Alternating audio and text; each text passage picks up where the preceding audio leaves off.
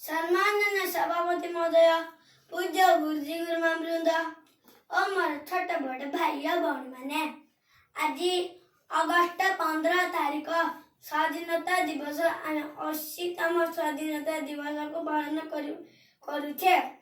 समस्त जान पूर्व इंग्रेजी मैंने आमको शासन करते बाड़ी रे पिटुले बनगरे गुली चलाई दौले चाबुक रे मारुले अनेक अत्याचार करते अत्याचार की सही न पारी सुभाष चंद्र बोस, लाल बहादुर शास्त्री, चाचा नेहरू, महात्मा गांधी अनेक भारत मातार संतान माने निजर जीवन को त्याग करी इंग्रज मान लड़ाई करी हम स्वाधीनता आंदोलन आम ए स्वाधीनता को बजाय रखा।